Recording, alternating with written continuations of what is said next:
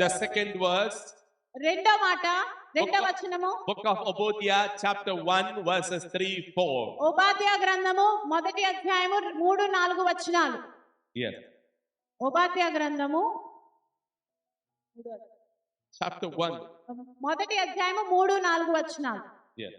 Obadiah has only one. Yes. 3 and 4. Obadiah chapter 1. Book of Amos, then Obadiah. Yeah.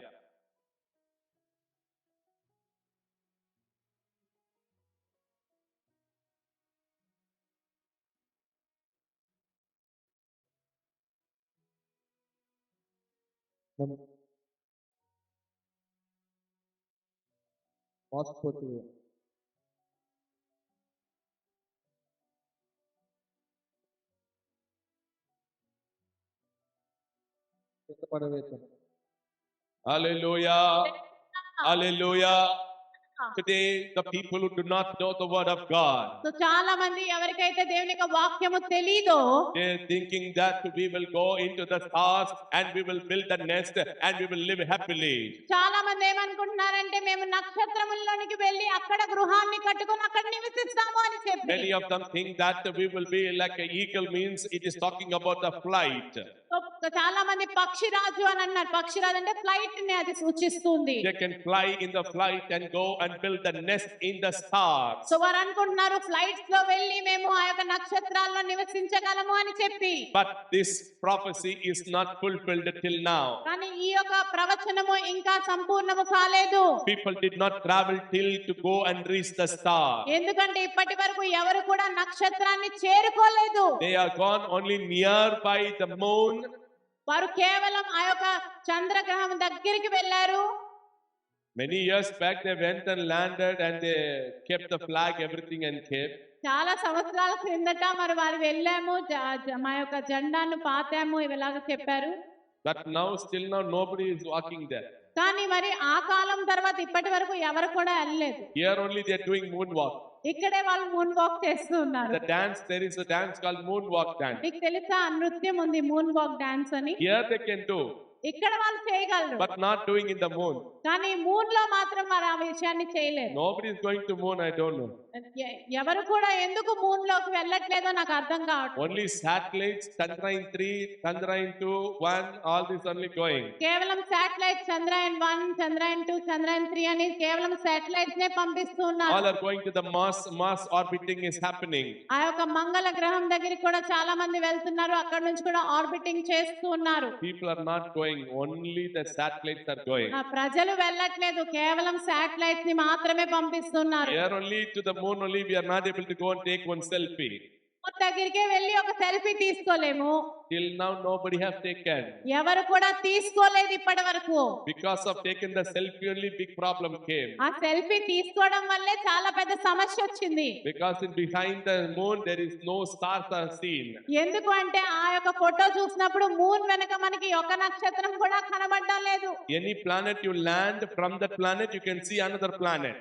ఏ ఒక గ్రహం కూడా మనం వెళ్ళినప్పుడు ఆ గ్రహం నుంచి వేరే గ్రహాన్ని మనం చూడగలం. From the earth we see this moon and the star and the sun as a planets. So ఇక్కడ నుంచి భూమిలో ఉన్నప్పుడు కూడా మనం ఏం చేస్తున్నాము, చక్కగా సూర్యుడిని చంద్రుడిని చూడగలుగుతున్నాం. So there are people we have to go to build a nest in the stars. So చాలా మంది నక్షత్రాల్లో గృహాలు కట్టుకోవడానికి వెళ్తూ ఉన్నారు. They were trying, we are just trying now only. So ఇప్పటి నుంచే వారు ప్రయత్నిస్తూ ఉన్నారు. But this is all the prophecy in the Old Testament only. It is told the knowledge will increase, people do all these things. కానీ పాత నిబంధనలోనే దేవుడి మాటలు చెప్పి ఉన్నాడు ఏంటంటే అంత్య దినములో జ్ఞానము పెరుగుతుంది, జ్ఞానం పెరగడం వల్ల ప్రజలు ఇవన్నీ చేస్తారు అని చెప్పి. So we must be very careful with the latest AI technology. అందుకే మనం ఇంకా AI టెక్నాలజీతో చాలా జాగ్రత్తగా ఉండాలి. Artificial intelligence is going to another level.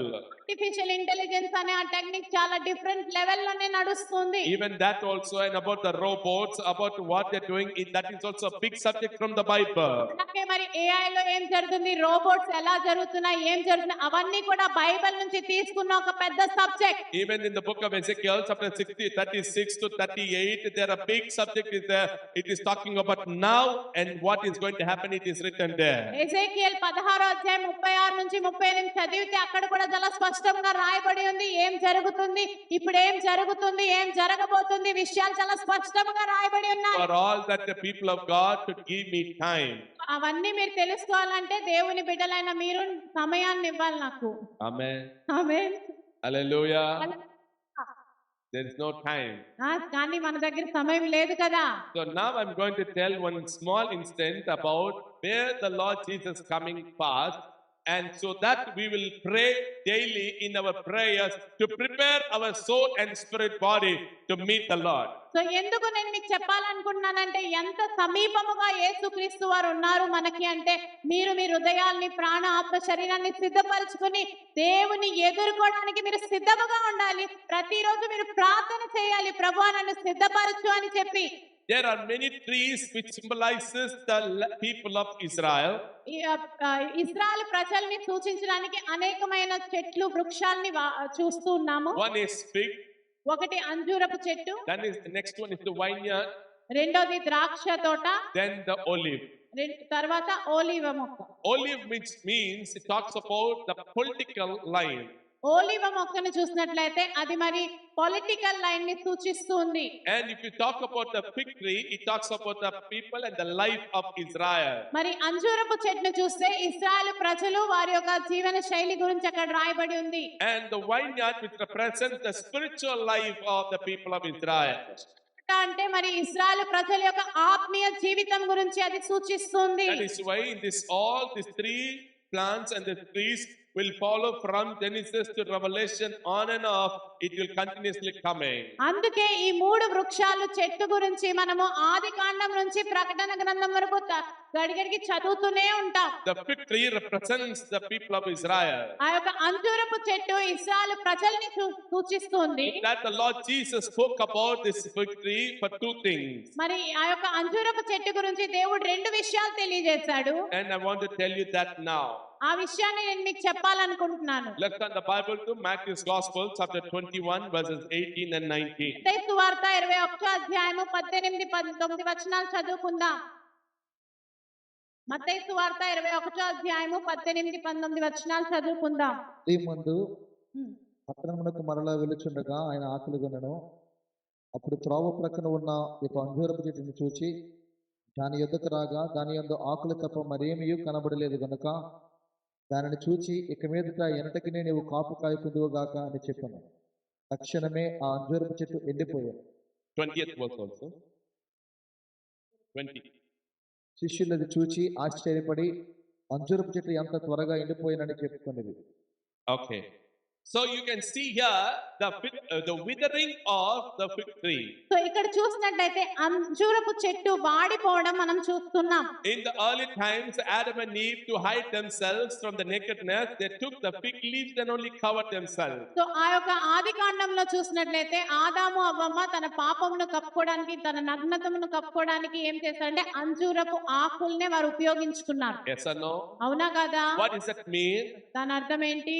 Through the people of Israel only, all of our sins will be washed away. ఇశ్రాయేలు ప్రజల ద్వారానే ప్రపంచంలో ప్రతి ఒక్కరి పాపములు కూడా కప్పబడి ఉంటాయి అని చెప్పి. When the Lord Jesus is walking and going, he is seeing the tree, there is no fruit in the fig tree.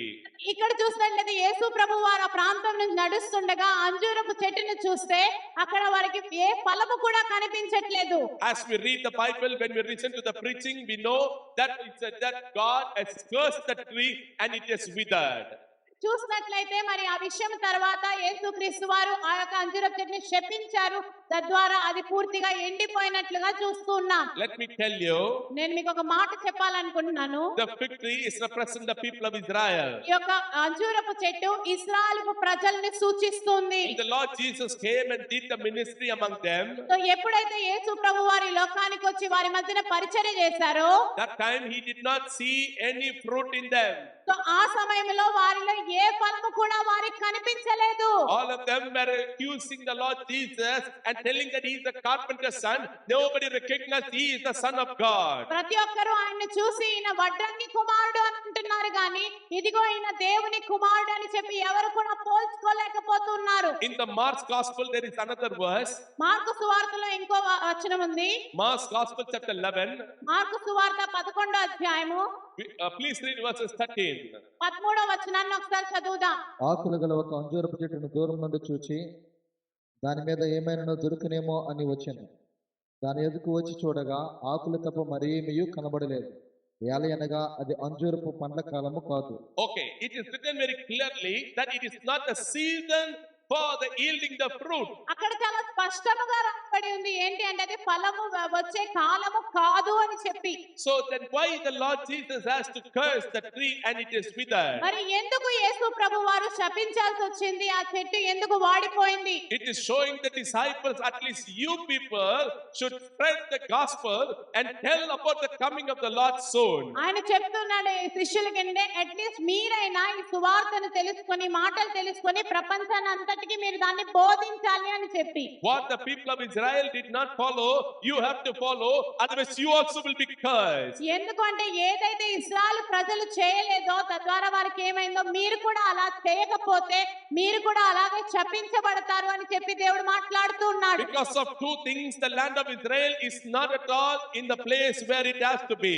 రెండు కారణాల వల్ల అసలు ఇశ్రాయేలు దేశం ఎక్కడ ఉండాలో అక్కడ ఏమాత్రము కూడా లేదు. First reason, మొదటి కారణం ఏంటంటే here he is telling the symbolically, metaphorically he is telling the people of Israel will never be in the land of Israel. So అక్కడ ఆయన చాలా మెటమార్ఫికల్ గా చెప్తున్నాడు ఏంటంటే ఇశ్రాయేలు ప్రజలు ఆ దేశంలో మరి నివసించరు అని చెప్పి. That is why the gospel went to all the other generation, Gentiles, everybody got into Christ. అందుకే మరి ఆ యొక్క సువార్త అన్య ప్రజల్లోకి అన్యుల దగ్గరికి వచ్చింది. ఎందుకంటే ప్రపంచమంతా ఆ సువార్తను విని రక్షింపబడాలి అని చెప్పి. The one reason, ఆ ఒక్క కారణం ఏంటంటే when the Lord Jesus was standing in the Antonia Palace where the Pontius Pilate is there, ఆ యొక్క అంటోనియా ప్యాలెస్ లో పోంటస్ పైలట్ ఉన్న ప్రాంతంలో యేసు ప్రభువారు ఉన్నప్పుడు when he washed his hands, ఎప్పుడైతే ఆయన తన చేతుల్ని కడుక్కున్నాడో the people who were standing there, they told, let the bloodshed may come upon us and our children, they told. So అక్కడ ఉన్న ప్రజలందరూ ఏం చేశారు చెప్పారు అంటే ఇదిగో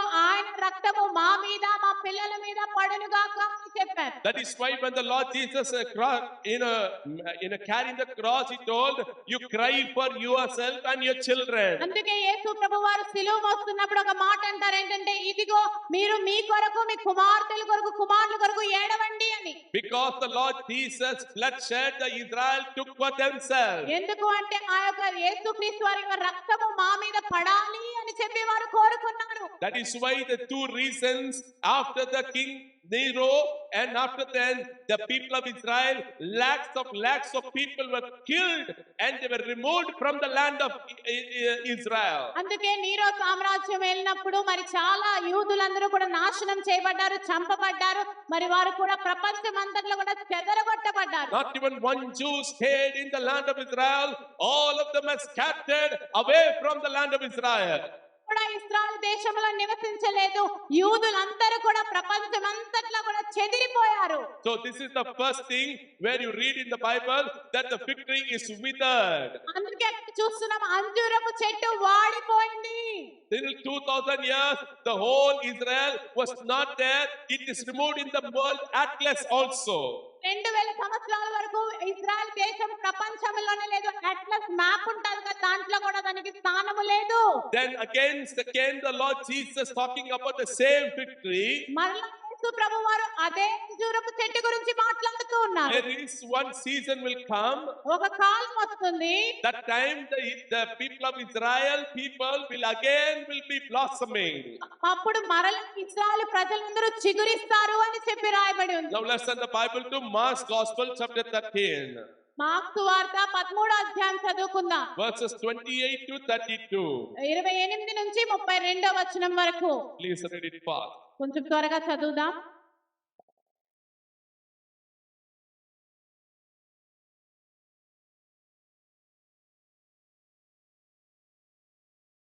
ఆ ప్రకారమే మీరు ఈ సంగతులు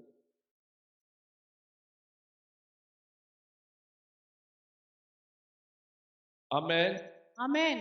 Hallelujah. Hallelujah. What is this verse is talking? ఈ ఒక వచనం ఏం మాట్లాడుతుంది? Again the same fig tree will again blossom. అది అంజూరపు వృక్షము మరల చిగురిస్తుంది అని రాయబడి ఉంది. In the days of summer it will blossom. ఆ యొక్క ఎండాకాలములో అది చిగురిస్తుంది అని చెప్పి అక్కడ రాయబడి ఉంది. No, summer means వసంత కాలములో అది చిగురిస్తుంది అని చెప్పి రాయబడి ఉంది. what is mean by the Vasanta kaal? వసంత కాలము అంటే అర్థం ఏంటి? That is the time of dwelling of with the happiness going into the place. సో వసంత కాలములో ఏంటంటే సంతోషముగా ఆ యొక్క ప్రాంతానికి వెళ్ళడం.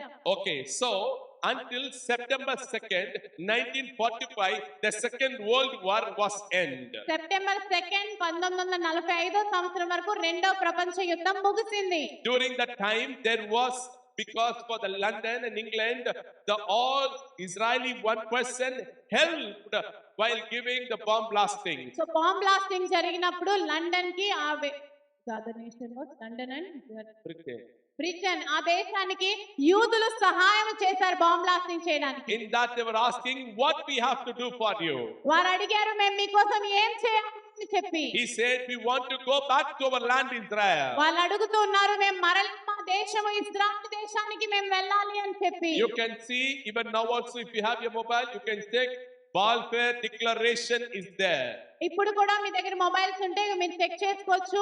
అక్కడ ఒక యుద్ధము డిక్లరేషన్ అక్కడ చూస్తూ ఉన్నాం. Warfare declaration. The name is the warfare declaration. Warfare declaration అనే పదం మనకు అక్కడ కనిపిస్తుంది. That is given, and the people of Israel started going and they got the freedom. అక్కడ చూసినట్లయితే వారు యూదులందరికీ అక్కడ స్వతంత్రత వచ్చి వారు తిరిగి వారి యొక్క దేశానికి వెళ్ళడం అనే విషయాన్ని మనం చూస్తున్నాం. 1947 August 15 early morning 3 o'clock we got the independence of India. 15th August 1947 ఉదయకాలం 3 గంటలకి భారతదేశానికి స్వతంత్రత వచ్చింది. 1948 May 15 3 p.m. Israel got the freedom. 1948 3 గంటలకి మరి ఇజ్రాయెల్ దేశానికి కూడా స్వతంత్రం వచ్చింది. May 15. మే 15th న. That time is the Independence Day for the people of Israel. ప్రజలకి అది స్వతంత్ర దినము. As we read in the Bible, the blossoming time of Israel, the budding time of Israel was 1948. So అక్కడ చూసినట్లయితే 1948 లోనే Israel దేశము ఆ యొక్క అంజూరపు చెట్టు చిగురించిన కాలము అని మనం చూస్తూ ఉన్నాం. So through the people of Israel only we can identify what are the signs how Jesus is very close to us. Israel ప్రజల జీవితాన్ని చూస్తేనే మనకు అర్థమవుతుంది యేసుక్రీస్తు వారు మనకి ఎంత సమీపముగా ఉన్నారు అని చెప్పి. The Bible says when you find that time you will know the Lord is on the door. అప్పుడు ఈ వాక్యం సెలవిస్తుంది ఆ సమయంలో మీరు ఆ విషయాన్ని చూసినప్పుడు దేవుడు ద్వారము దగ్గరే ఉన్నాడని మీరు తెలుసుకుంటారు. From when the Lord Jesus is very near. ఎప్పటి నుంచి యేసు ప్రభువు వారు మనకు సమీపముగా ఉన్నారు? From 1948 May 15 onwards the Lord Jesus coming is very very very near. 1948 మే 15 నుంచి యేసు ప్రభువు వారు రాకడ చాలా సమీపముగా ఉంది. You and me are thinking that when he will come, when which bus he will come. We are all thinking that when he will come and which bus he will come. మనం అందరం అనుకుంటాము యేసు ప్రభువు వారు ఎప్పుడు వస్తారు ఏ బస్సులో వస్తారు అని చెప్పి. We are telling that from Abraham everybody are waiting when he will come. So మనం అంటూ ఉన్నాం ఇదిగో అబ్రహాము కాలం నుంచి అందరూ ఎదురు చూస్తూనే ఉన్నారు మరి ఎప్పుడు ఆయన వస్తాడు అని చెప్పి. He will not come. ఆయన రాడేమో మరి. Everybody thought like that only in the first time. మొదటిసారి కూడా చాలా మంది అలానే అనుకున్నారు.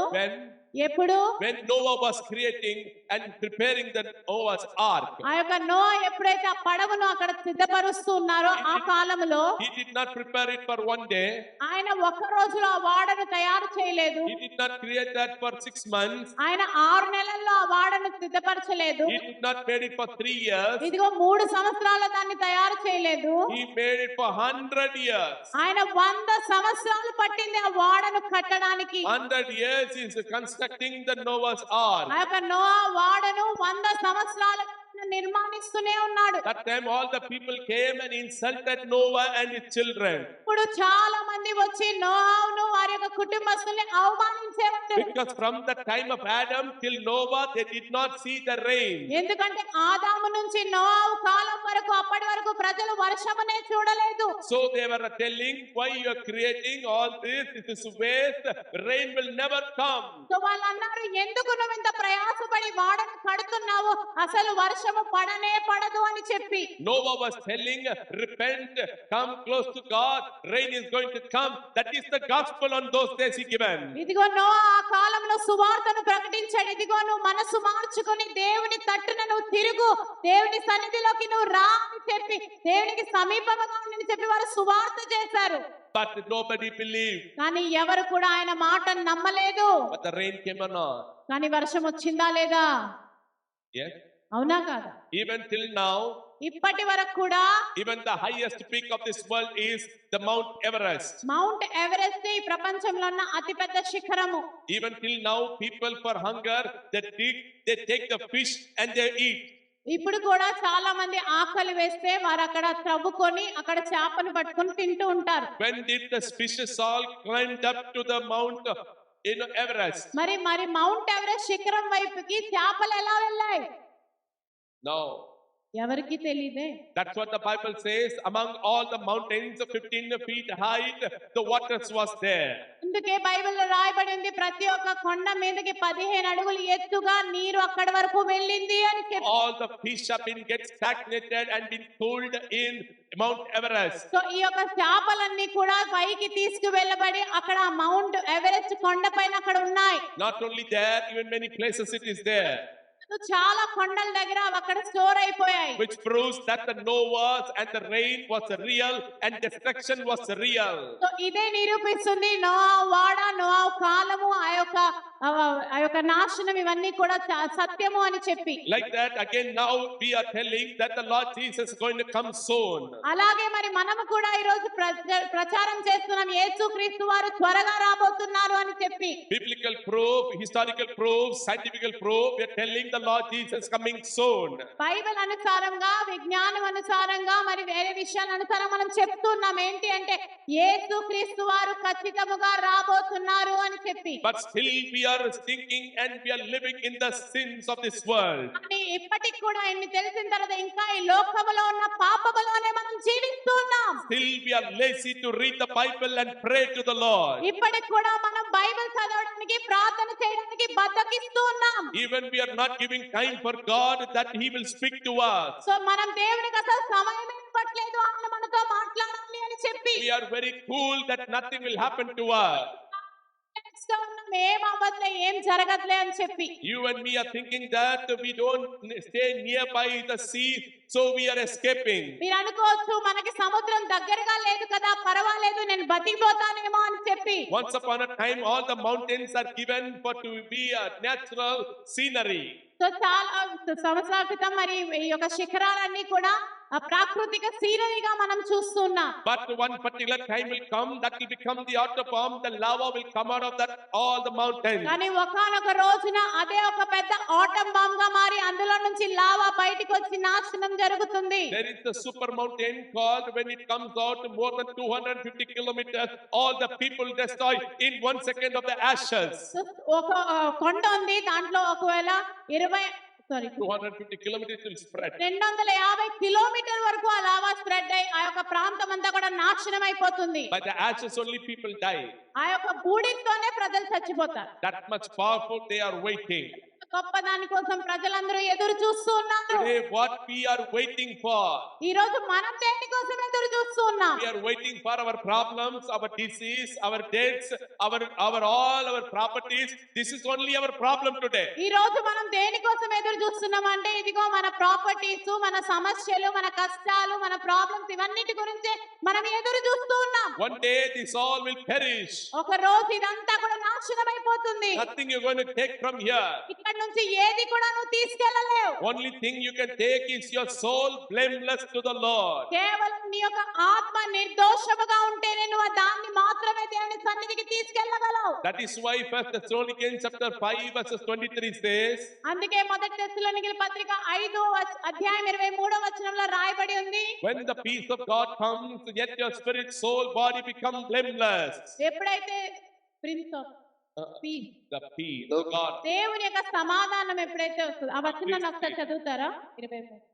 5:3 5:23. First Thessalonians chapter 5. సమాధానకర్తయగు దేవుడే మిమ్మల్ని సంపూర్ణంగా పరిశుద్ధపరచును గాక. మీ ఆత్మయు జీవమును శరీరమును మన ప్రభువైన యేసుక్రీస్తు రాకడ యందు నిందారహితముగాను సంపూర్ణముగాను ఉండినట్లు కాపాడబడును గాక. That is what to be saved. So అక్కడ వారు రక్షించబడ్డానికి What has to be saved? ఏది రక్షించబడాలి? Spirit, soul and body to be blameless and holy. ప్రాణ ఆత్మ శరీరములు ఇదిగో పరిశుద్ధముగా ఉండాలి. Then only when the Lord Jesus comes, you and me can be raptured and taken up to heaven. ఎప్పుడైతే యేసుక్రీస్తు వారు వస్తారో అప్పుడు నువ్వు కూడా ఎత్తుకొనబడిపోయి ఆయన సన్నిధిలోకి నువ్వు చేరుతావు. Your degree certificate, my degree certificate will never work. Me degree సర్టిఫికెట్లు నా డిగ్రీ సర్టిఫికెట్లు దేనికి పనికిరావు. Your gold and my property, my cars, your cars will never work. మీ బంగారము నా యొక్క ప్రాపర్టీస్ కార్లు ఇవేవి కూడా పనికిరావు. Only your spirit, soul, body is very, very important. Make it holy. The Lord is coming soon. కేవలం మీ ప్రాణము ఆత్మ శరీరమే చాలా ప్రాముఖ్యమైనవి. దాన్ని భద్రపరచుకోండి, నిర్దోషముగా ఉంచుకోండి. అప్పుడే మీరు దేవుని యొక్క సన్నిధిలోకి వెళ్ళగలరు. Hallelujah.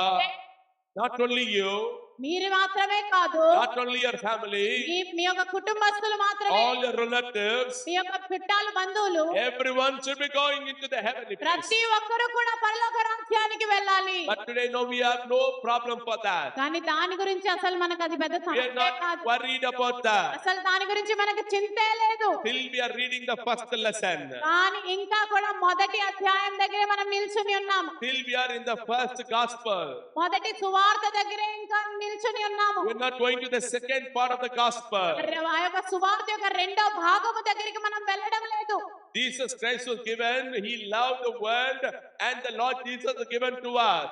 దేవుని యొక్క వాక్యం తెలిసిన ఆయన మనల్ని ప్రేమించాడు కాబట్టి తన కుమారుడైన యేసుక్రీస్తుని మన కొరకు ఆయన అనుగ్రహించాడు అని. Everybody will stop in John 3:16 alone. కేవలం యోహాను సువార్త 3:16లోనే అందరం ఇంకా కూర్చొని ఉన్నాం.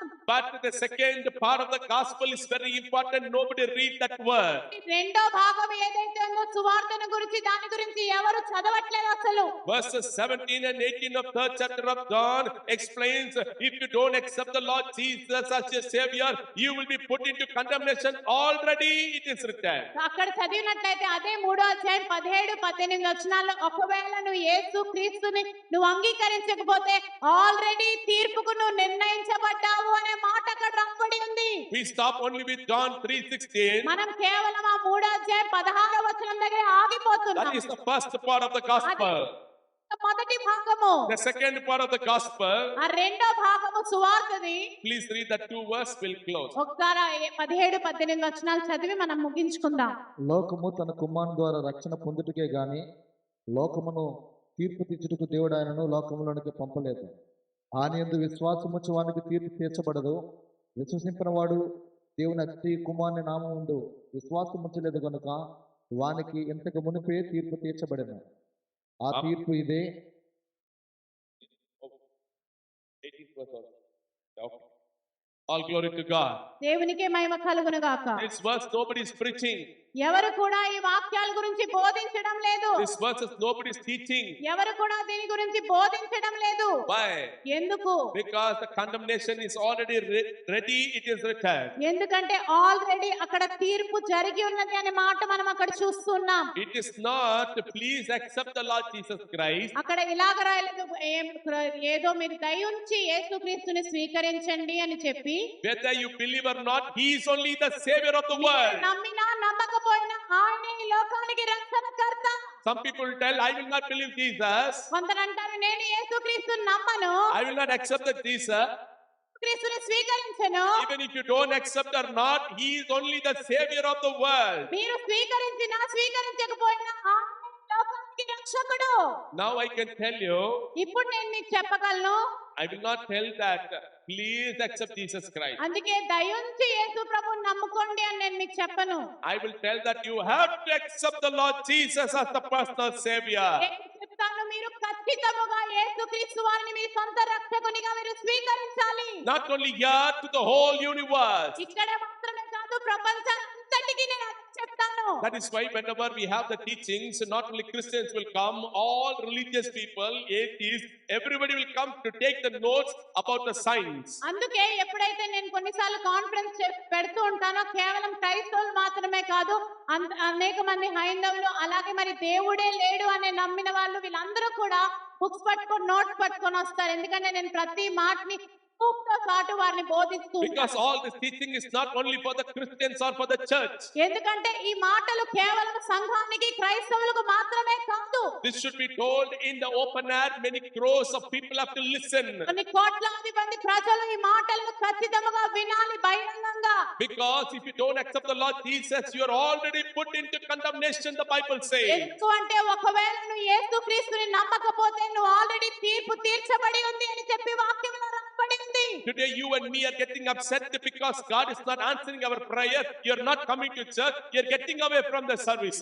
ఈ రోజు దేవుడు నా ప్రార్థన ఆలకించట్లేదు అని చెప్పి మీరు సంఘానికి రావట్లేదు, సంఘం నుంచి దూరం అయిపోయి ఇంట్లో కూర్చుంటూ ఉన్నారు. What is temporary, that only we ask and we die for that. ఏదో తాత్కాలికమైన విషయాలు అంటే నార్మల్ గా టెంపరరీ విషయాల గురించే మనం ఎదురు చూస్తున్నాం, ప్రార్థన చేస్తాం, దాంట్లోనే చచ్చిపోతూ ఉన్నాం. We should ask the permanent thing, that is the eternal life that the Lord Jesus gives when we live and when we die. కానీ నిత్య జీవము గురించి మనం అడగాలి. ఎందుకు అంటే చనిపోయిన తర్వాత కూడా మనం సజీవముగా ఉండాలి కాబట్టి. And when we are alive also, we have to be taken up in the Lord. That is the eternal life is required for each and every one. అలా బ్రతికి ఉన్నప్పుడు కూడా మనం ఎత్తుకోబడిపోవాలి అంటే ఖచ్చితంగా నిత్య జీవం మనం పొందుకోవాలంటే యేసుక్రీస్తును అంగీకరించాలి. There is a big teaching that those who are left behind, what all the struggles they will struggle here, when you come to know all that you will get the fear and come back to God. ఎందుకు అంటే అసలు విడవబడిన వారికి ఏం జరుగుతుందో, ఎలాంటి కష్టాలు వస్తే ఆ మాటలు వింటే మీ హృదయం కంపిస్తుంది కాబట్టి అప్పుడు మీరు ఖచ్చితంగా దేవుని కొరకు సిద్ధపడడానికి మీరు ఇష్టపడతారు. Today is the day that God is giving for us a chance. ఈ రోజు దేవుడు మనకు ఒక అవకాశం ఇస్తూ ఉన్నాడు. Until now we have been on this world and being pleasing the world.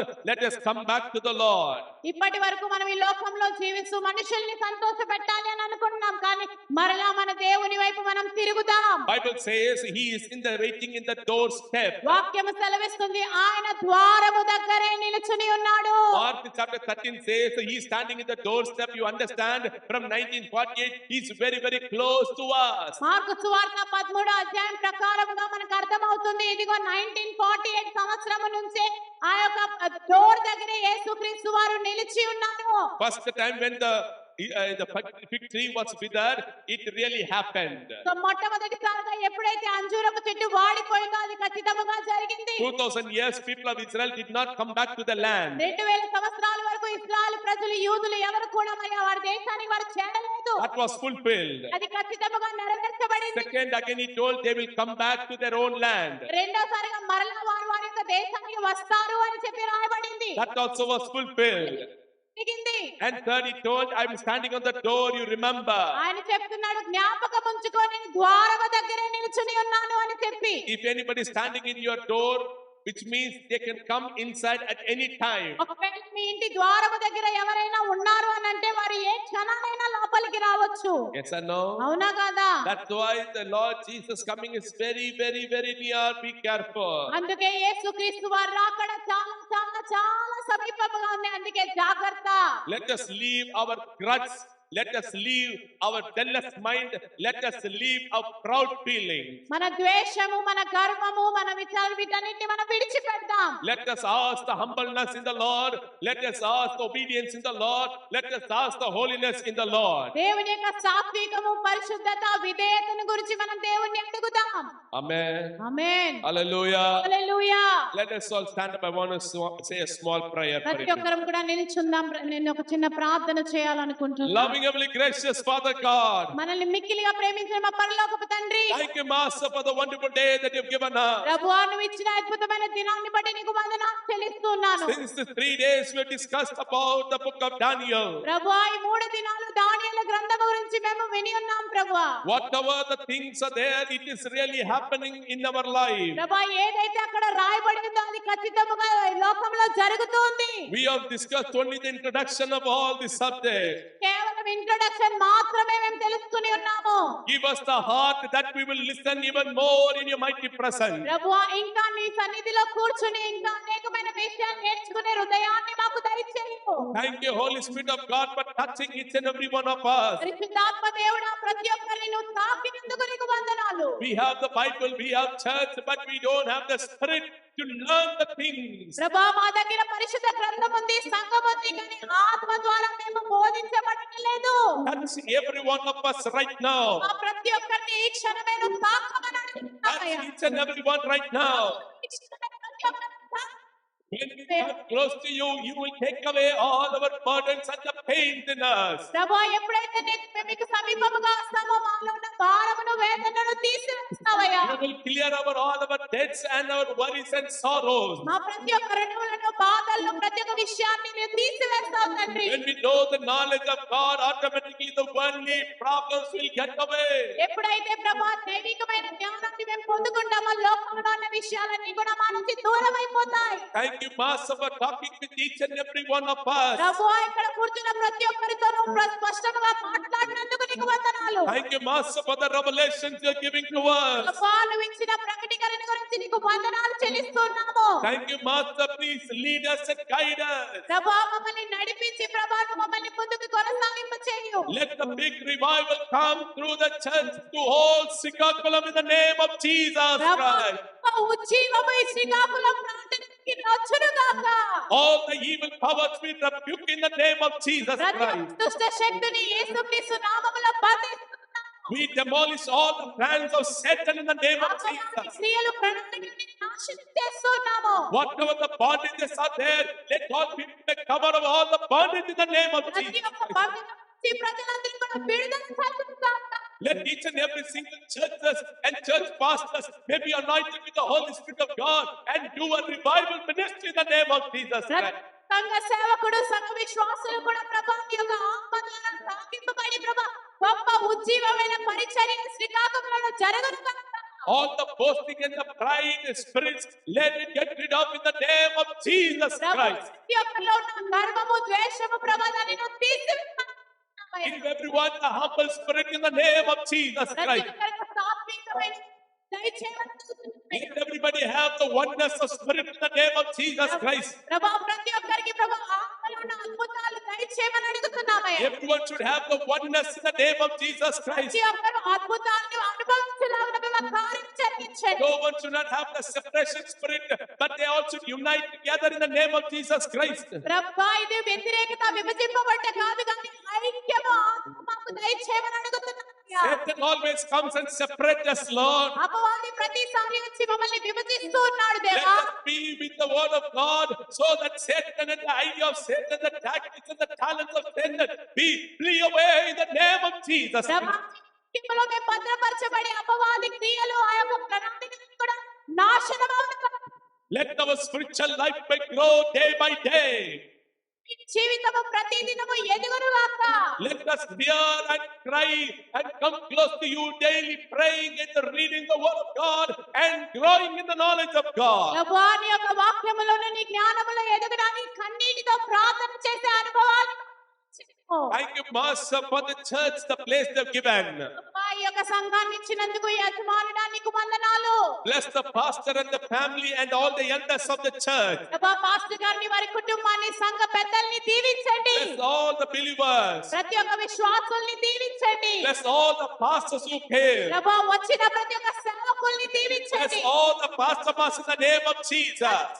కులాలను దీవించండి. In the last days, let them be like a flame of fire in the name ప్రభా of ఈ వచ్చే దినాల్లో ప్రభా తండ్రి ఆత్మ అభిషేకించి వాడుకోమని అడుగుతున్నాను.